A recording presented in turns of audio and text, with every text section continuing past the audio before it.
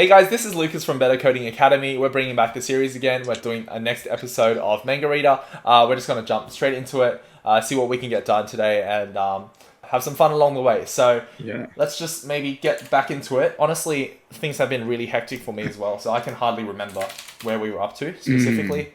But I'm just going to jump into it and see if I can just remind myself of what's going on here. So if I do yarn docker start, that should start the MongoDB. And then if I do reader app here, I can do yarn watch and yarn watch this one as well. So from last time, if I remember correctly, we did a seed for package JSON in the services.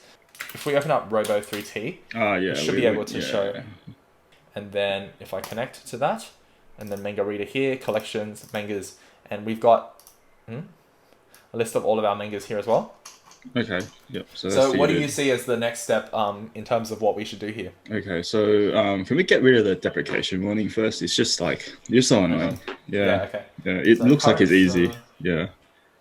Pass option unified to the Mongo client constructor. Okay, so I'll try this without searching up online. Use unified topology true. Okay, great. So now save, see if that changes anything. And it does. Great. Good job. Good. Okay, done for today. Done. That's it, guys. Thank you for watching now. Not yet. Okay, so we have a manga. So maybe let's run through like how we want our front end to consume it. So we have all the APIs ready, right? Yeah. So for memory, it's in Graph. So this is where you need to help me out here. Okay. So we want a latest route, maybe like top 20. So we'll probably need to query the theme sort by last updated. Yep. And then top 20, right? And then we just have like, so we have last updated, which is the latest 20 ones, 20 mangas. And then we want to be able to fetch that in GraphQL. Okay. So to start off here, we have our query. So our query will probably end up being something like mangas, but then we can kind of flesh that out as to what it returns. In terms of the type here, we have manga. So this is our manga type. The things that we probably need to specify is we have an ID. So call it ID like that. The exclamation mark means it's required, so you have to provide it. We've got the image. I'm not sure how we're going to work with that, but image is a string. Title is also a string here. Can I send this in? No, I can't. Okay, so title is a string, and then status, not really sure what status does. So I think we're going to just like kind of go for as few as we need to here, and then kind of just go from there. Status is probably like whether it's completed, ongoing. Okay. So maybe like the most basic way to start off is just something like this. So what this means is the two exclamation marks, the one on the inside. So the one on the outside means outside the square brackets is the square brackets represent an array. The exclamation mark on the outside means that it's always going to be an array. It's not going to be nullable. So everything's nullable by default. And the manga means it's an array of mangas. And the exclamation mark once again means not nullable. So if you didn't include this, then one of them could be null. And if you didn't include that, then the whole thing could be null. So that's kind of how it works. Generally just include both here. I find to work pretty well. So we've got our query and we've got manga set up like this. Okay, so in order to get this working, what I like to do here is for the resolvers, I like to have a file here called resolvers. So this is what I did for one of my latest production projects. And I'm just going to kind of do the same thing here. So this is going to kind of store all of the resolvers here. And then instead of including the resolvers like that, we're going to import it from that file. So import resolvers like so, and then that will go into our schema. Resolvers essentially just a group of functions that return the data for a particular like query or whatever it might be. So we have our resolvers, which is going to include, in our case here, I'm going to write this, so get queries here from .. and I'm going to write this part up in just a bit. So built-in type / query like that. And this is how I'm doing it here. So query is going to run get queries. And I'm sure there's a better way to do this, but let's just go over this first. And then we're going to create built-in types query index.js here. So this is going, so they're going to be two main ones. One is query, one is mutation. Essentially what they do is query is where you kind of fetch data, mutation is when you change the data or do something like that. And we are going to use this bit of code that I've copied over. So essentially what this does is it reads the directory, so you don't have to specify each one specifically. Right. Okay. Which, I guess it's bad, but I mean, it works well for me, so. Whatever. So then to do this, I've got resolvers schema. Type def is mangas. So I do mangas index.js here. And then inside of this file, okay, so there's something here, which is when I normally do it, I've built like basically on top of GraphQL, I've got this wrapper which does a lot of stuff like authentication. And because the thing I'm working with has multiple applications, like I have one for teachers, one for students and whatever, is certain routes are also restricted to certain applications. Yeah. But in our case, we probably don't need much of that or any of that. No, we don't need any. Yeah. Yeah, I want to pause you for a sec. So you said the file reader thing is bad. I agree, it's bad. Do we want to explain why it's bad? Okay. So, do you want to explain or? Yeah, sure. Take it away. Yeah. So firstly, I don't think this will work once it's bundled. Like if you plan to build with this, because your files are all just meshed into one. And if you plan to run it undisted, then potentially anyone with access can just drop files in here or something, and then it'll just read it. So you'll potentially security risk. Right. You can probably also run into like a lot of just like DevOps problems, like permission problems. Like depending on how your containers are structured or how much security is on your thing, you might not have permissions to just read files. Yeah. So there's a bunch of things, and it also makes an assumption generally, right? Like where your file is structured and where files are. Yeah. So I think the point here is like I would it's just like convenience, yeah. And also, so just for me, it's convenience. But in terms of what I'd say is bad about this, like I know it's bad, but it works so far. The other alternative is static importing for every single one of them. Yeah, and just kind of running it out through one this. by one. Yeah. So those kind of it's like double-edged sword here. So this works, but in terms of security and other reasons. Yeah, because like theoretically you can use this for all index files, right? Yeah. But no one does it. Yeah. Cool. All right, let's move on. Okay. So I'm just kind of even reconsidering now, like how much of this do we actually need in order to get this working? So even for this, I think because of the size of our application, we don't even need to do this. I think for the sake here, because we might be doing like a dist bundle. Yeah. It's probably like 3 or 4. Yeah. Yeah, so maybe just like this. There most likely will be 0 mutations, by the way. Yeah, exactly. Yeah. So, and even for mangas, like we don't, because I don't think we need any sort of middleware. So like my one actually has like, I have like a case handler which like does some like voodoo stuff. So I think we don't even need the directory here. We can just even do like mangas.js and then literally in here just like export like const mangas resolver. Yep. And then just like export default. Even just do something like this. Yeah. So maybe for now, let's just give it a try. So like, maybe you don't even need an index. Yeah. So you could actually just maybe. Yeah, but anyway, so, yeah, go from here. So ID and let's just say title whatever. one piece, whatever the heck. And then what was the other one we had? Image. Yeah. Whatever, right? Yeah. So this is the first one. Yeah, let's flesh out a bit more. So we definitely need the chapter ID as well. Sorry. Can you go back to the MongoDB? Just we may as well add it in while we're at it. Yeah. Last the updated. chapter ID? Okay, so we definitely need last updated, right? Last updated. Because we Yeah. need it needs to be sorted. Okay. So how about we get this working first and then we do last updated? Yeah, because I'm thinking for last updated we can like implement like a proper date scaler. Oh right, convert all of them to like date strings or whatever. Sure. So makes sense. Let's go. What's one piece and 2 piece. So 1 and 2 for the mangas resolver in query, and then in resolvers we do get query, which we probably don't even need to do now because we can just do like that and then do that. So it's a bit simpler. And then, it should be working. So if we do yarn watch here, and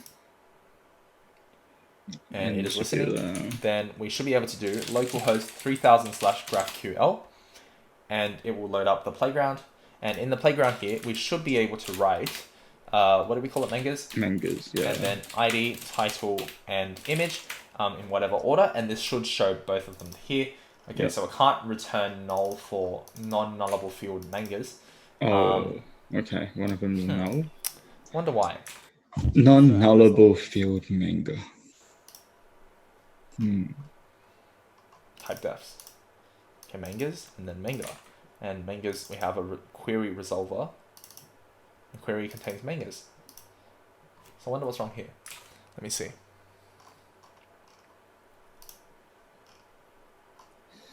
Non-nullable field mangas. So is one of your array elements null? Okay, now what if I just do this and then return that? What would this give me? Did it restart? No, it's not even including this file. Schema. Oh, There it is. Wait, what? Because it should have restarted over here, right? yeah, it's watch. Huh. Are you including the like just trace through? Are you including the file that includes that file? The schema. Yep. Yeah, schemas include. Schema is the It's the GraphQL thing, so it should be. Oh wait, what? Oh no, wait, no, because right, so because we're not even. That's right, we're not even using this. That's my bad. So then in this case, you do that, and then you do this, and then you get rid of because then schema's not even being used, right? So we can delete this, and then in resolvers we can probably just change this back to query. Well, let's see if this works first. Okay, that's fine. Okay. And then if we remove that, it should still work, and this time it should use the actual thing. So it still works fine. Great. So we have it set up, and the advantage obviously is if you leave out image, it doesn't show image. So that's one of the things you can do with GraphQL. Okay, so now let's do the date. So in terms of the timestamp here. Mm-hmm. Yeah. Should we just start fetching from Manga right away? Oh yeah, okay, yeah, because we're now at integration level pretty much, right? Yeah, okay. Yeah. So in order to fetch, we've got the Manga. Yeah. Do we just import it's pretty easy. Yeah, you just import the model, and there should be like a rank by or order by. Rank by? That's so weird. Yeah, it's order by, like different things, different terms. Like I confuse which one's which. Model. Is it dot find? Find all? Find. Yeah, find sort update last updated or something. It's just there's just a dot sort or something. But we don't really want that, right? Do we? Yes, we do. Can I just do find all? No. What's the point of a database if you're gonna find all? No, I mean like we can do like pagination or filtering after, but like we should start with finding all of them first, or no? Up to you. I mean, it's just find, right? Okay. So then, can I just literally do manga.find? Pretty sure. And so for things like this, should we do like async and await here? Oh no! Why? Why would you do that? Why would you ever do that? Oh, no async. So just like this. Yeah. Because if you're gonna just return the away, it doesn't do anything, right? Unless if you want a console log keep between or something. Does that work? Well, okay. Let's find out. It's probably because it returns. We don't have regenerator runtime anyway, so I think we should probably include that. So. Oh yeah. Double polyfill, right? So. Yeah. Oh no, we don't use polyfill, right? Well, we have to. If we don't use polyfill, then this won't work, right? Because you're doing Babel watch. No, it's just a Babel setting, I think.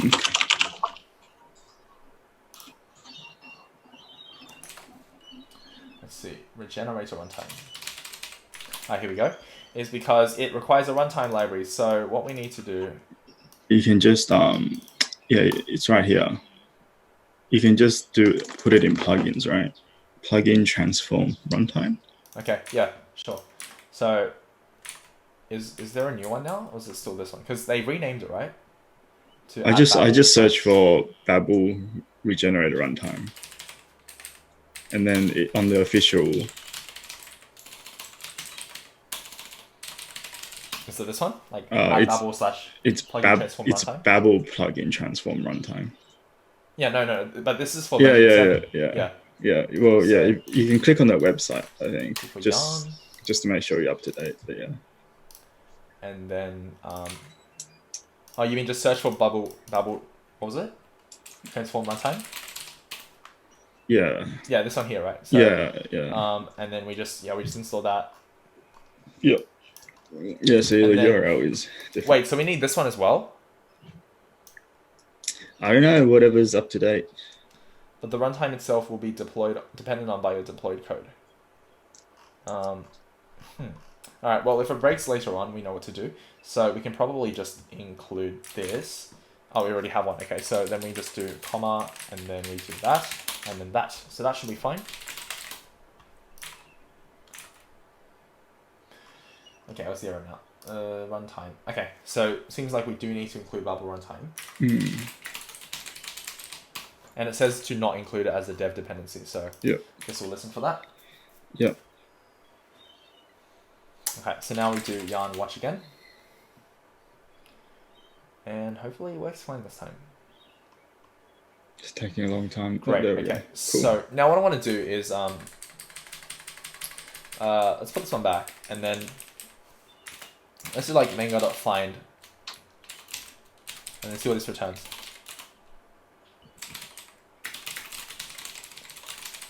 Right, so we do that. It's from an object. And then play. And then, okay, right, so it returns, so it returns an array with everything. Seems? Yeah, it seems like that. So, the ID, it won't be able to access the ID because the ID inside Mongo has an underscore in front of it. So what do you suggest we do here? Oh, so you can't map the ID around? Oh. Can't you just like remap the field?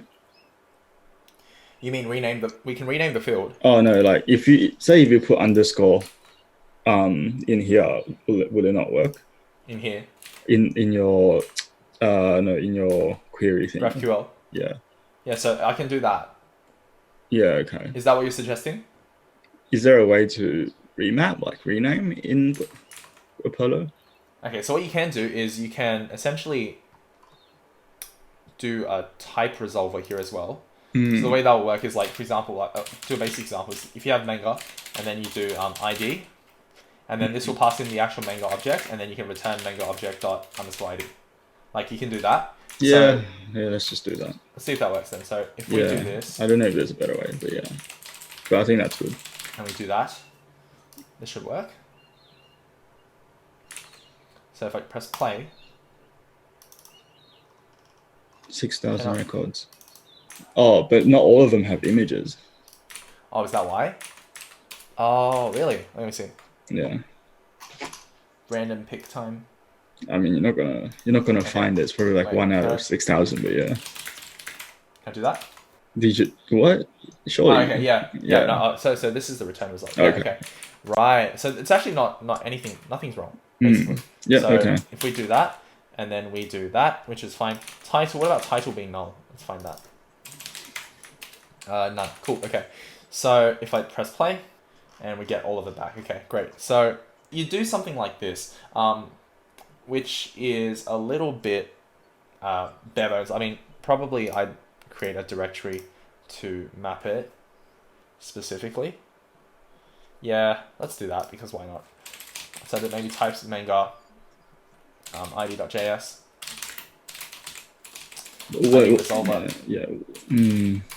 Yeah, okay. And then return ID. Oh, sorry, not return. Yeah. I mean, I would put it closer to resolvers. Like, I feel like it's a bit far away from resolvers if you put it like that. But yeah, because like it's next to it's part of the resolvers, right? So I feel like the hierarchy should follow a bit. But so is the query though. Like, how would you do that?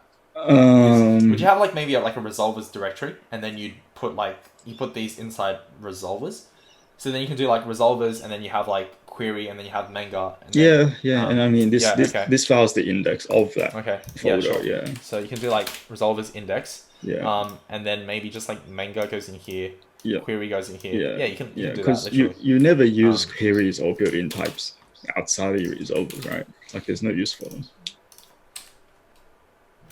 So then you do from query, and then also one from Manga, like that. So query and Manga, and then you've got Manga which has ID, and then we can do export ID like so. I wouldn't even like separate. I would just have Manga as because like how big is your ID? Transform function gonna be? Okay, all right, sure. But then what about query? Like, would you do the same thing for query? What's in your query right now? Because right now we only have one, right? Which is just the Manga's resolver. Yeah, I think for this, like this is a bit better because like normally you have multiple objects in your DB, like multiple collections classes. Yeah, so that makes sense. And then it also is encapsulated properly. But with Manga, right, you're cutting up like a Manga is a thing. And presumably if you have like an author, it's another thing. So them being split makes sense. I don't know. I think honestly because the Manga and the query are very they're the same in the sense of GraphQL in that they're both types. It's only that query and mutation are like kind of special types. But the thing is like mentally it's a thing. Like a Manga is a thing and an artist or an author is another thing. So it makes sense that you split it and then export it through index. But for Manga, right? A Manga is like one thing, right? Like one class, one collection. Author would be a different. So the mental split is there and it makes sense. And then things get confusing when you mix up methods or things, helper utils that kind of belong in both. But with something like ID, that's just an attribute of Manga. Like that in itself is not really a thing. So I think like unless if it's really complicated or something like that, it's probably not worth splitting. Like I would argue to say even if your Manga type transformer file gets to like 500 lines, it's still not that bad because it's like each field is probably only like 100 lines. There's no like mental load in processing it. So I think like for this one here, should we do that, or should we probably do like export const ID? Because then we have consistency with we can do import all as Manga. Yeah, okay, I see what you mean. Yeah, I think it's fine. Okay. I think it's fine actually. You mean like this? This is fine, or? I think that is actually not fine. This is not fine. Yeah, because like if you unit testing and say you have like helpers, you need to sometimes export const the helpers to be able to unit test, if you know what I mean. Yeah, so you don't want, basically what you're saying is you don't want everything that's exported to be included as a resolver is what you're saying. Yeah, like that's just an assumption because you're working on it, right? But once you have unit tests and stuff, you can't always hold that assumption. Okay. Yeah, sure. True. So we do something like this? Yeah, I think that's fine. Great. Well, let's see if this still works. We should still be able to load all of the Mangas, and we can. Great. So now we've got ID, title, image. So do you want to do last updated now, or? Sorry. Yeah. Let's set last updated. Yeah. Okay. And then sorry, the last thing for the day. So for this one here, we need to set up a scalar. So scalar date. I'm not actually 100% on the actual syntax here because it has been a while. So maybe let's do a quick search anyways. So basically scalars are like types, custom types. It's kind of like an enum, but enums are also different because enums have like specific values that you can define. But a scalar essentially says, you can have individual, like basically you can kind of do certain operations on the scalar to change the way the value is set up. But I'm not too sure as to how we can define the scalar inside of our mutation here, or inside of our schema here. Let me see if I can. I have no idea what a scalar is. I don't really like that word, so yeah. It sounds like Java, scalar in Java, scalar. Yeah. Like, what's so scale about scalar? I don't know. It just sounds like a weird word. Yeah. As in like this one. I don't know what it is. Yeah. So you'd have a scalar, and then you'd do Right, okay. So the way we do this is we can create our own GraphQL scalar type by doing that. Okay, so this is what we do. Inside of the resolvers, which we have defined here, we are going to have... right, let's just chuck all the code in here first, and then once we get it working, we can move it later. Oh, right, okay. So we have something like a date, and then our date. Yeah, okay. I know what it is. I understand what it is. It's just a type. It's literally just a type. Parse literal. Ooh, we don't need parse literal because that's for parsing, and we also don't need parse value because I think we can just leave it out as default. And I think that what we can do is let's just try return foo here and see if that will do anything. So we have our date scalar type defined, and what we're going to do is inside of our type defs we are going to include last updated as a date. And I assume all of them have a last updated, so we can do that, right? And is that fine as far as you know? Yeah, because in our query we filter it out. Like when we insert the Manga, we filter it out. Yeah, I don't think those assumptions should be true though. But yeah, anyway, we keep going because we don't control the data, so we shouldn't make those assumptions. Yeah, but I mean, like there are certain assumptions we have to make, right? Like for example, if we don't have last updated, then we can't put it in the top. Like we can't work with it in sense, and it'll never really like show up. But your query will just not look for it. Okay. Yeah. So now you see I've got foo over here. So what I was saying before is with the value which we're getting, we should try and convert this value into a date string, because I mean like I can convert it now, but then it would just basically be changing a number into a date string, like an ISO date string. But what if we have other date types that we're working with? Should we do like a more generic parse and then convert it to a date string, or what would you suggest here? Well, I don't know anything about Scala, so I'll have to look at it quickly and see. You mean no? Like so, what I'm saying is, for last updated, we want to return a date string here, right? Yep. So yeah, we want it in a specific format, like ISO 8601 or whatever. So we want it in this format, but currently for this particular field, which is last updated, it's giving us a timestamp. Yeah. So what I'm saying is, should we serialize timestamp to date string, or what if we have other date types that we have to convert over? What other date types do we have? Like as a result or as a... Yeah, like maybe, for example, input. Like we have a last updated, and then in a different field, there's another timestamp or another time that is stored in a different manner, right? Like what would we do? I think it should be able to handle both if we have such data. Okay. Yeah, but I don't think it's very difficult, right? Yeah, no. So what, I mean, the easiest way to do this here is just literally, we could assume this is a timestamp, and then we do like return new date timestamp times 1,000, right? Because the way they do it, and then to ISO string. Yeah. So what I like this works, but like what I would do is probably use moment. So I think the date Scala is a moment object. Serialize is just to convert it into a string.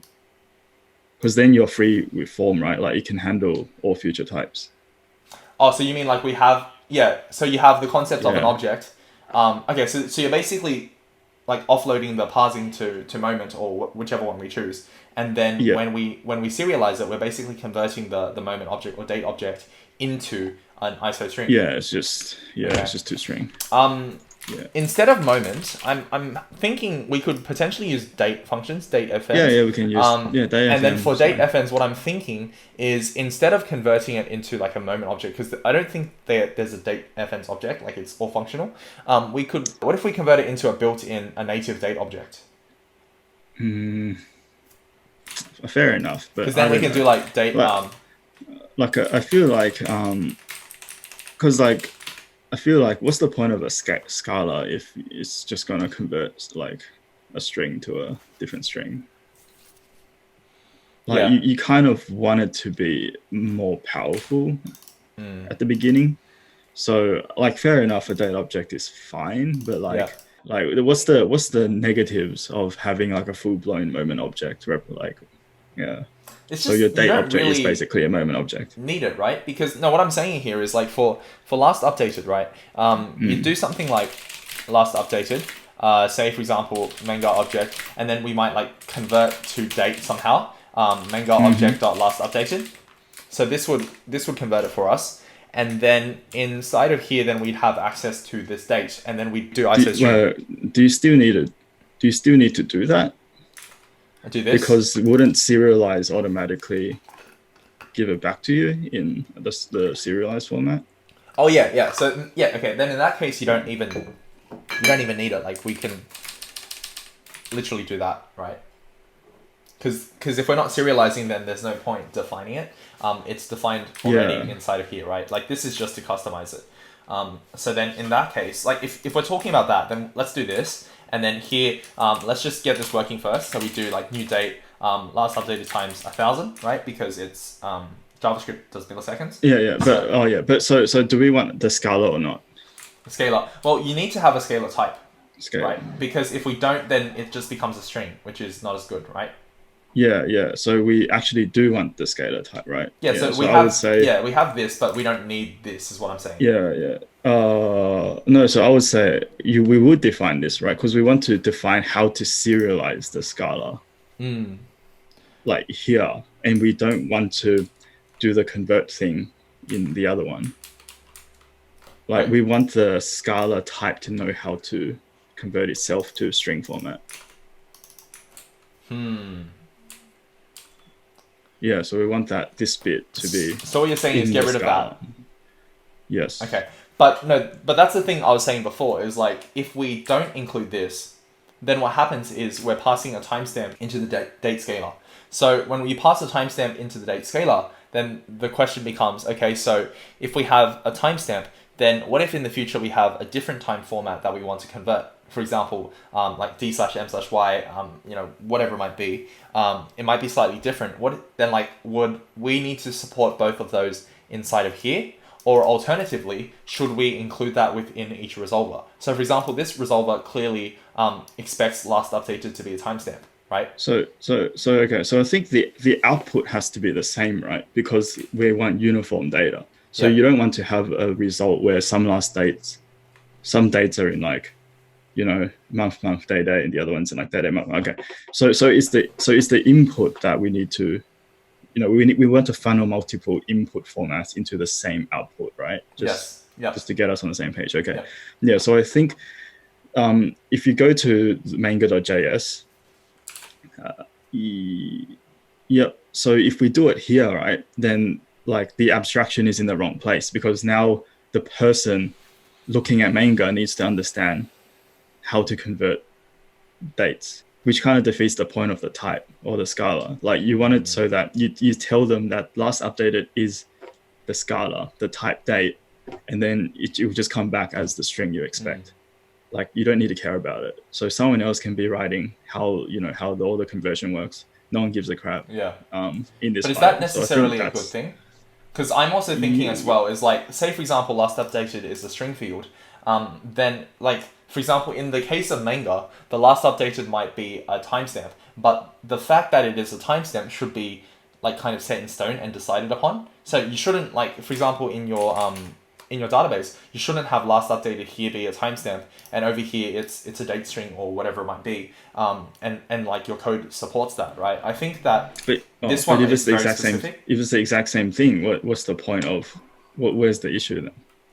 What do you mean? Like if you're only expecting one type of format, what's the issue then? No, what I mean is like one type of format per, for example, per data model or whatever. So you have Manga here, and you might have a different GraphQL type which uses a different data model, and then the last updated date there or whatever it might be in a different format. So what I'm saying is, on each GraphQL type, it specifically converts it to a uniform type, which is a date, and then the date gets serialized here. Well, by default, it does two strings. So, I mean, it's working right now. It's actually giving us the one that does that by default. So wouldn't you reckon this is cleaner than funneling everything into date? Because then when you funnel everything into date, then all of a sudden you have to support like X number of types, right? Whereas if you have if you do it in each one, then you end up with, like, say for example I add another GraphQL type, then I would add a different serialize method for that particular type, right?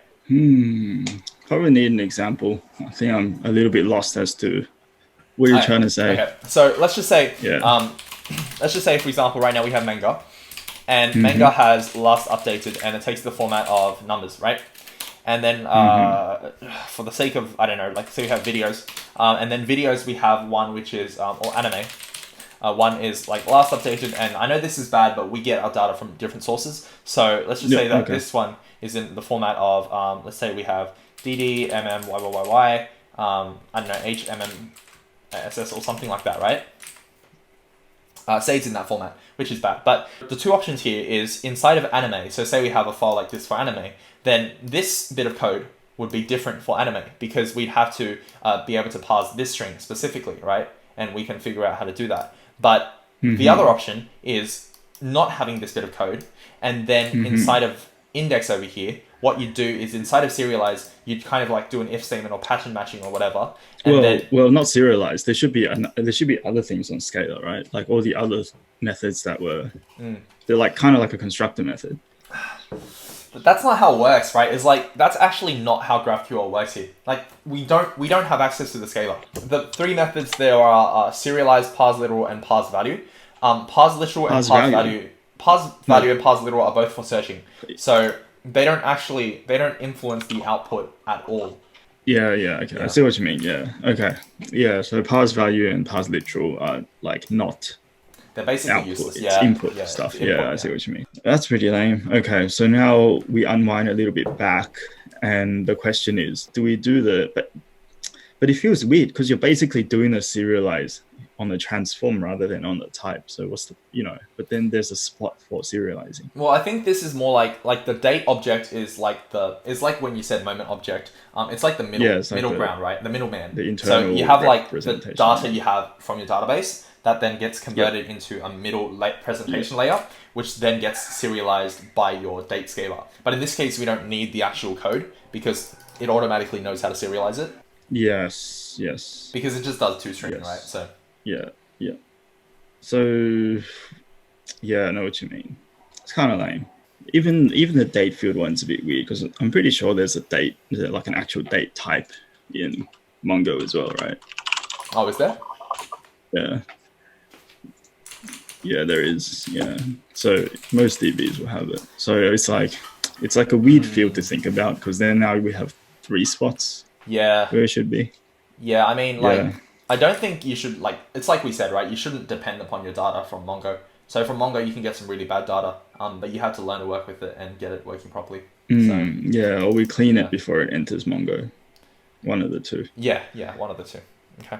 All right. Well, I think we are just gonna stick with this for now. I mean, because I'm not a big fan of pattern matching, doing rejects for it, and I just think that's incredibly lame. So I don't know. This seems fine for now.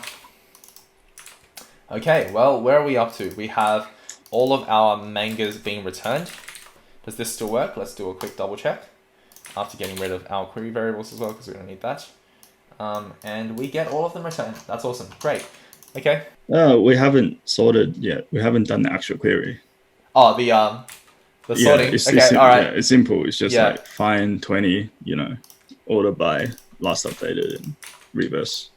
Oh, actually, so then on that note, we'll do this in the next video. So specifically in the next video, instead of returning 6,000 or whatever, we'll change the GraphQL schema a little bit so that we can include pagination. We can either use a cursor or pages or whatever to do that. And then in addition to that, we'll also, I guess, that will change the way that this works by default.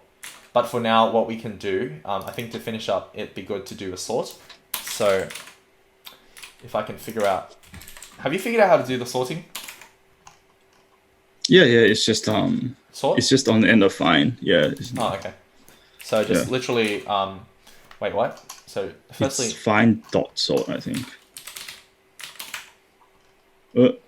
Dot find. Maybe options. Maybe just search for dot sort. Here it is, right? Yeah. What? Wait, what's this? I think you're in the wrong spot, man. No, I clicked sort, man. Sort. Alright. How to just sort... go to Stack Overflow, yeah. Yeah. It's just like one of the options, yeah. How to sort in Mongoose. Brilliant. Okay. That's so yuck. What the heck is that code? No, that's fine. This guy seems more legit. No. This is 2011. This is 2015. I think I'll go with this one. 3.8. Ooh, fancy. All right. So okay, field and criteria. I don't know what Mongoose version we're using. All right, we're on 5. So I don't know. We'll give this a try. So the way you do it is .sort. Field criteria. Oh, and then you do .exec. What the heck is that? Sort Mongoose 5. Oh wait, I saw it here. This one, .sort.